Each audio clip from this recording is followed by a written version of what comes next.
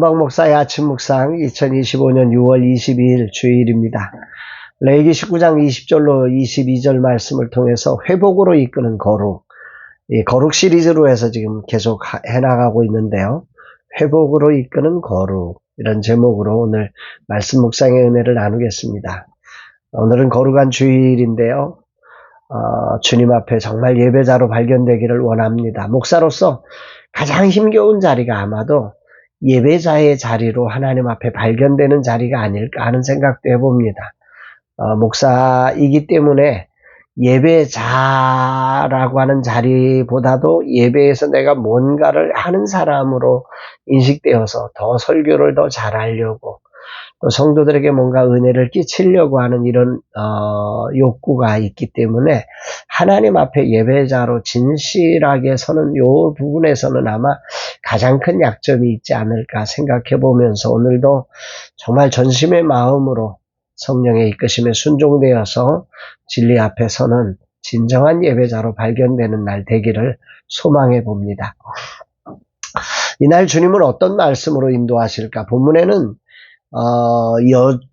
여종인데 정혼한 여종에 대해서 주인이 성적인 죄를 범했을 때 어떻게 할 것인지, 다시 말하면 사회적 약자의 그 아픔에 대해서 어떻게 거룩한 삶으로 말씀하고 있는지, 그리고 그 죄를 범한 사람은 어떻게 속죄의 길로 걸어갈 수 있는지, 이런 것들을 오늘 본문은 말씀하고 있어요. 20절 말씀 보니까 만일 어떤 사람이 다른 사람과 정혼한 여종 곧 아직 속량되거나 해방되지 못한 여인과 동침하여 설정하면 그것은 책망받을 일이라. 그러나 그들은 죽임을 당하지는 아니하리니 그 여인이 해방되지 못하였기 때문이니라.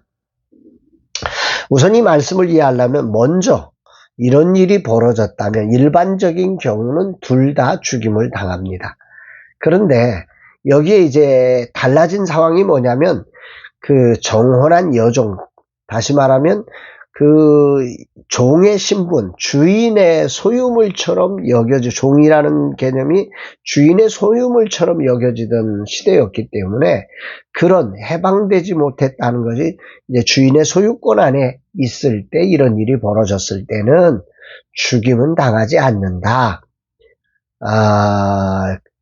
그 이유는 그 여인이 주인의 소유물이기 때문에 해방된 한 독립체로서의 여성이 아니기 때문에 그렇다. 이렇게 말씀하고 있는 것입니다. 중요한 건 여기 책망받을 일이라 라고 하는 단어. 분명한 것은 주인의 소유물이라서 책망이 없는 죄가 아닌 것이 되는 건 아니다. 분명히 죄다. 그건 하나님 앞에 심판받을 일이다. 이 책망받을 일이라는 게 히브리어 원문으로 보면 책망이라는 뜻도 있지만 심판이라는 뜻, 징계라는 뜻이 있어요. 죄에 대한 분명히 심판받을 일이다. 남자도 여자도 간임죄로 심판을 받아야 된다. 이런 얘기를 하는 거죠. 그러나 죽임은 당하지 않는다. 그러면서 그 이유는 여자가 종의 신분이기 때문이다. 이렇게 말씀하고 있는 겁니다. 이것은 하나님의 공의와 자비가 조화롭게 작동되고 있는 아주 중요한 예시라고 생각이 됩니다. 죄의 경중을 따지고 상황을 고려해서 책임을 묻는 하나님 나라의 거룩을 드러내는 거지요. 이런 말씀을 이해할 때 우리가 그 상황을 기억해야 합니다. 오늘 이 시대로 이거를 이해하려고 하면 안 되죠. 당시 레위기가 선포될 당시에 그 고대 근동의 함무라비 법정과 같은 고대 근동의 율법들은 주인의 종에 대한 성적 관리를 거의 제한하지 않았습니다. 그로 인해 책임이 없는 거죠. 이건 아무렇게 놔도 다 되었던 거예요. 소유물이었으니까 말입니다. 그러나 오늘 우리 하나님은 여기에 대해서 그렇지 않다. 이 레위기는 다르다. 하나님 나라는 다르다. 하나님 나라의 거룩은 다르다. 말씀하고 있는 겁니다. 이것을 통해서 인간의 연약함 속에서 도덕적 경계를 하나님은 분명하게 지은 거죠. 이건 죄야 라고 하는 죄를 분명히 설정하고 책임과 회복의 길들을 이렇게 제시하고 있는 게 오늘 본문의 이야기입니다.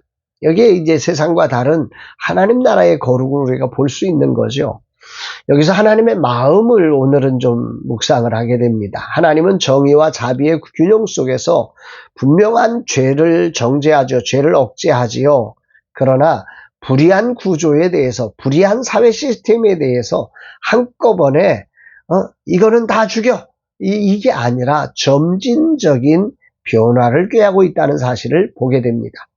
우리 인생을 점진적으로 성화시켜 가듯이 하나님은 이 불의한 사회 시스템에 대해서도 긍휼의 마음으로 점진적 변화, 사회에서는 그게 아무 문제가 되지 않는데 이 하나님 나라에서는 그건 분명히 책망받을 일이야, 그거는 심판받을 일이야, 죄야 라고 하는 정죄를 두지만, 그러나 세상처럼 죽이지는 않는다.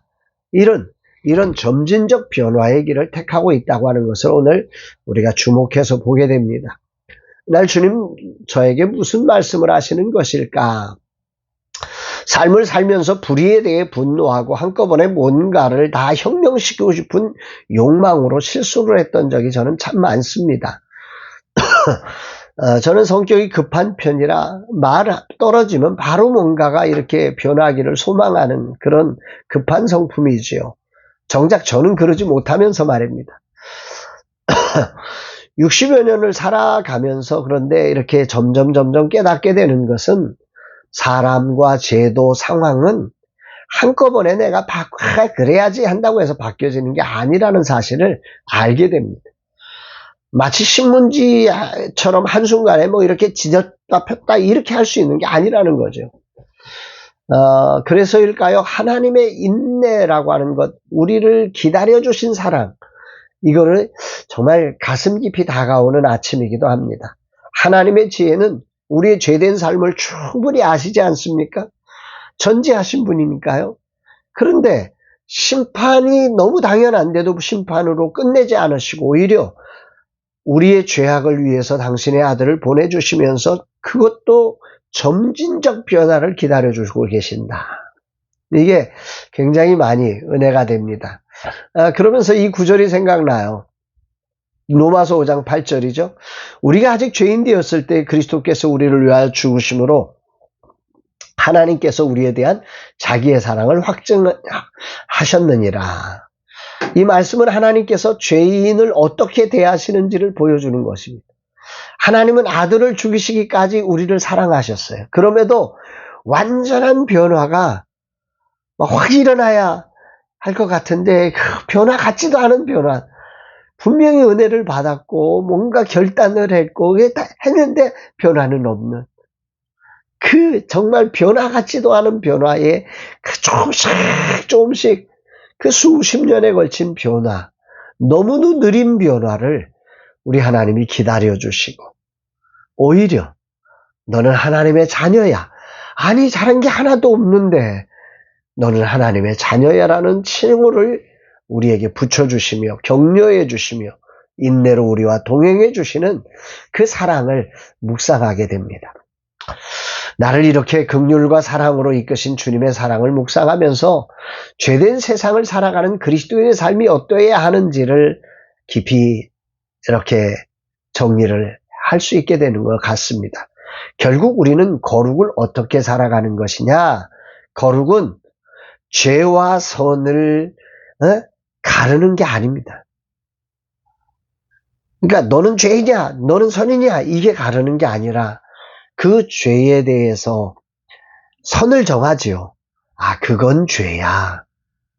그러나 그 죄에 있으면 안 돼. 이쪽으로 여기에 진정한 자유가 있어.